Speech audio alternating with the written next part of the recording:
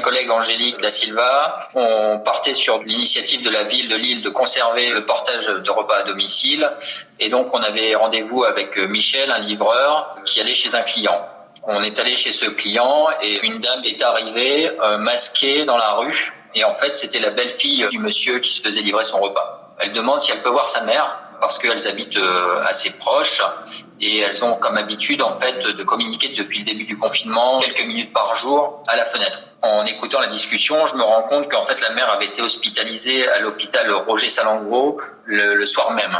Donc en fait, sa fille était quand même assez inquiète d'avoir des nouvelles de son état. À ce moment-là, le père va chercher la mère et donc il l'amène à la fenêtre. Et là, c'est là où je fais la série de photos remplie d'émotions puisque la fille a presque la larme à l'œil et la mère qui n'entend pas ce que dit sa fille de l'autre côté de la fenêtre s'approche. Elles mettent les mains l'une contre l'autre et la mère, à un moment, fait même un baiser à sa fille à travers le carreau avec sa main. En fait, au moment où je déclenche, c'est vraiment, même moi, ça me remplit d'émotion de voir ces deux personnes qui communiquent comme ça à travers la fenêtre. C'était vraiment que de la gestuelle parce que la mère n'entendait rien de l'intérieur, en fait. Et c'est des choses qu'elle faisait quand même régulièrement depuis le début du confinement. Donc, elle passait tous les jours voir sa mère. Et là, comme elle a vu que le portage du repas était arrivé, elle en a profité pour reprendre des nouvelles de sa mère.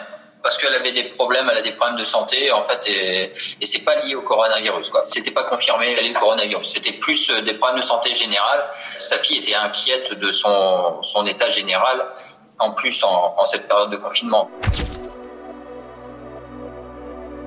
C'est assez particulier parce que en ce moment, j'ai mon chef qui a perdu sa mère tout au début du confinement, donc il y a 2 semaines, qui a pas pu enterrer sa mère dans des conditions normales. En fait, il n'y a pas eu de cérémonie, il y a eu que la famille qui était présente. Donc ça m'a touché parce que j'ai pensé tout de suite à lui, au fait de pas avoir sa mère. Et moi, j'ai pas vu ma mère depuis plus de 2 semaines. Donc voilà, on se projette aussi nous par rapport à ces photos, par rapport à ces gestes et tout ça, par rapport à notre situation personnelle.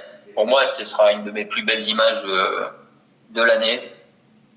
Voilà, je suis touché. J'ai pas eu de message de la personne qui sont pourtant des lecteurs Voix du Nord. Ils nous ont dit qu'ils étaient lecteurs de la Voix du Nord.